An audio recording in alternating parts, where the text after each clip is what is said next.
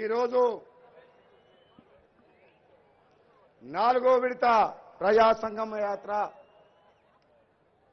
పూర్తి చేసుకున్న సందర్భంగా ముఖ్య అతిథిగా విచ్చేసిన సాధ్వి నిరంజన్ గారికి, కేంద్ర మంత్రివర్యులు, వేదికను అలంకరించిన పెద్దలందరికీ, ఈ బహిరంగ సభకు విచ్చేసిన అశేష బీజేపీ నాయకులకు, కార్యకర్తలకు ప్రతి ఒక్కరికి కూడా నా హృదయపూర్వక నమస్కారాలు తెలియజేస్తున్నాను. సోదరులారా, ఈరోజు తెలంగాణ రాష్ట్రంలో బీజేపీ గాలి వీస్తుందా లేదా అనే దానికి ఉదాహరణ ఈ బహిరంగ సభ. టీఆర్ఎస్ పార్టీ వాళ్లకు సభలు పెడితే డబ్బులు ఇచ్చుకొని జనాన్ని తీసుకురావాల్సి వస్తుంది. బీజేపీ ప్రజా సంగ్రామ యాత్ర పాదయాత్రకు కానీ బహిరంగ సభకు కానీ డబ్బులు సొంతంగా ఖర్చు పెట్టుకొని కాలినడకలా వస్తున్నారు. బండ్లు కూడా, లారీలు కూడా, కార్లు కూడా అవసరం లేదని చెప్తున్నారు. అంటే భారతీయ జనతా పార్టీ రోజు రోజుకి భారతదేశంలో అన్ని రాష్ట్రాల్లో ఏ విధంగా విస్తరిస్తుందంటే, రాబోయే రోజుల్లో తెలంగాణ రాష్ట్రంలో కాషాయ జెండా ఎగరడం ఖాయమని చెప్పి ఈ సందర్భంగా తెలియజేస్తున్న సోదరులారా. మన ముఖ్యమంత్రి ఏమో భారతదేశం మొత్తం బీజేపీ హవా నడుస్తుంటే అన్ని రాష్ట్రాల ముఖ్యమంత్రుల దగ్గర పోయినా ఒక కొత్త పార్టీ పెడతా అంటుండు భారతదేశాన్ని ఉద్ధరిస్తేందుకు. అసలు నిజంగా ముఖ్యమంత్రి గారు 1200 మంది యువకులు ఆత్మ బలిదానం చేసి ఎన్నో ఆశలు పెట్టుకున్న ఈ తెలంగాణ రాష్ట్రంలో పేదల కష్టాలు పోయినాయా? అందరికి ఇండ్లు వచ్చినాయా? తమ్ముళ్ళందరికి ఉద్యోగాలు ఇచ్చినావా? నువ్వు ఏ ఘనకారం చేసినావని చెప్పి ఈరోజు భారతదేశంలో పార్టీ పెడదాం అనుకుంటున్నావు. నీ కుటుంబం బంగారు కుటుంబం అయింది. పేద ప్రజల కష్టాలు పోలేదు. ఆనాడు సీమాంధ్ర పాలకులు, సీమాంధ్ర పెట్టుబడిదారులు తెలంగాణ వనరులని దోచుకుంటున్నారని చెప్పి అదే సీమాంధ్ర పెట్టుబడిదారులు ఈరోజు నీ పక్కన చేరి ప్రాజెక్టుల పేరు మీద, రీడిజైన్ల పేరు మీద లక్షల కోట్లు దోచుకొని ధనిక రాష్ట్రం, మిగిలిన బడ్జెట్ ఉన్న రాష్ట్రాన్ని అప్పుల తెలంగాణగా చేసిన మాట వాస్తవం కాదా? సోదరులారా, ఈరోజు 10 రాష్ట్రాలకు అప్పియవలసిన తెలంగాణ జీతాలు ఇవ్వలేని పరిస్థితిలో వచ్చిందంటే ఈ కేసీఆర్ దుర్మార్గమైన పాలన, అనాలోచితమైన పాలన, అనవసరమైన ప్రాజెక్టులు, అనవసరమైన ఖర్చు, ఫామ్ హౌస్కి వెళ్ళి బయటకు వెళ్లకుండా, ప్రజల కష్టాలు చూడకుండా, ప్రతిపక్ష పార్టీని ఎమ్మెల్యేలను లేకుండా చేసి, ప్రశ్నించే గొంతు లేకుండా చేసి ఒక నియంతలాగా పరిపాలిస్తున్న ఈ కేసీఆర్ కు బుద్ధి చెప్పాలంటే భయపడి రాజగోపాల్ రెడ్డి ఇంట్లో కూర్చోవాలన్నా?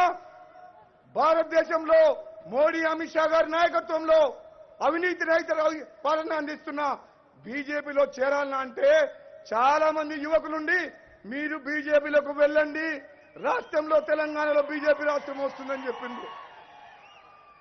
అంటే ఎమ్మెల్యే లేకుండా చేసినంత మాత్రాన 100 మంది అవసరం లేదు. మీకు కారోలు 100 మంది ఉన్నారు అక్కడ మీ ఎమ్మెల్యేలు.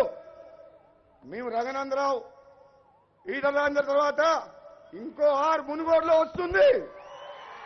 మునుగోడులో వచ్చింది ఎన్నిక రాజగోపాల్ రెడ్డి కోసం కాదు, ఒక వ్యక్తి కోసం, ఒక పదవి కోసం కాదు.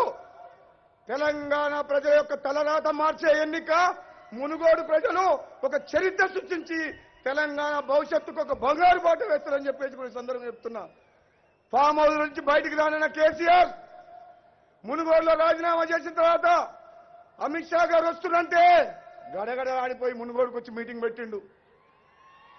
ఏమనంటుండో, మీరు బీజేపీకి ఓటేస్తే మోటార్లకు మీటర్ పెట్టమని చెప్పి రైతులను బెదిరిస్తుండ్రు.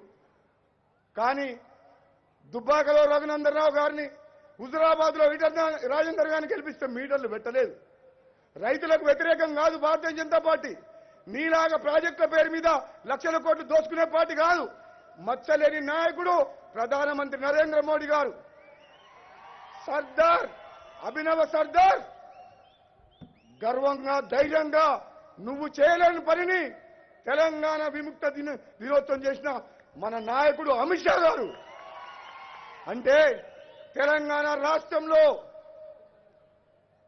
మునుగోడులో జరిగేది ఎన్నిక కాదు, అది ఒక ధర్మ యుద్ధం, కురుక్షేత్రం. ఆ ధర్మ యుద్ధంలో ఇక్కడ ఉన్న బహిరంగ సభకు వచ్చిన ప్రతి యువకుడు పాల్గొనాలి. తెలంగాణ సమాజంలో ప్రతి ఒక్కరు కూడా కావాలి. ప్రజాస్వామ్యాన్ని కాపాడాలనుకోని ఈ కుటుంబ భావాలు పోవాలంటే ప్రతి తెలంగాణ బిడ్డ, ఉద్యోగస్తుడు కావచ్చు, నిరుద్యోగి కావచ్చు, విద్యార్థి కావచ్చు, ఉద్యమకారుడు కావచ్చు, ప్రతి ఒక్కరి కర్తవ్యం రాబోయే రోజుల్లో మునుగోడు ఎన్నికల్లో పాల్గొని ధర్మ యుద్ధంలో ధర్మాన్ని కాపాడి ప్రజాస్వామ్యాన్ని పునరుద్ధరించాలని చెప్పి ఈ సందర్భంగా తెలియజేస్తుంది. సోదరులారా, కేసీఆర్ కు భయం పట్టుకుంది. మీ అందరికీ తెలుసు, బీజేపీ క్యాండిడేట్ నేనని చెప్పి కాంగ్రెస్ క్యాండిడేట్ ఆలోచించి పెట్టేసింది. కేసీఆర్ పరిస్థితి ఏముందంటే మునుగోడులో ఈ రోజు వరకు ఒక ఎమ్మెల్యే క్యాండిడేట్ పేరు చెప్పలేని పరిస్థితిలో ఉన్నాడు. భయపడుతున్నాడు, నిద్ర పట్టడం లేదు. అమిత్ షా గారు మునుగోడు గడ్డ మీద కాలు పెట్టిన తర్వాత కేసీఆర్ పెట్టిన మీటింగ్ కు 30,000 మంది వస్తే భారతీయ జనతా పార్టీ అమిత్ షా నాయకత్వంలో బండి సంజయ్ గారి నాయకత్వంలో పెట్టిన మీటింగ్ కు 3 లక్షల మంది వచ్చి చరిత్ర సృష్టించిన చేస్తున్న సోదరులారా, ఎక్కువ సమయం తీసుకోను. చాలా మంది పెద్దలు ఉన్నారు.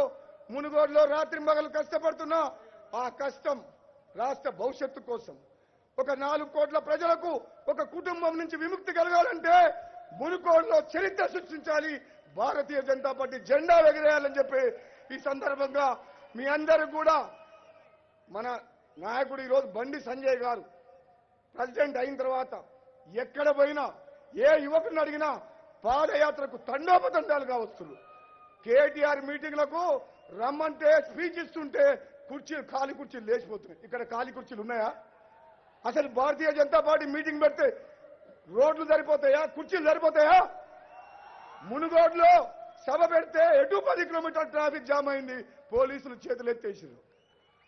అంటే అర్థం చేసుకోండి, నీ ప్రభుత్వం, నువ్వు ముఖ్యమంత్రిగా ఉండి నువ్వు మంచి పనులు చేస్తే జనం నీ ఇంటర్వ్యూ చూస్తానికి రెడీగా లేరు, నీ స్పీచ్లు వింటానికి రెడీగా లేరు.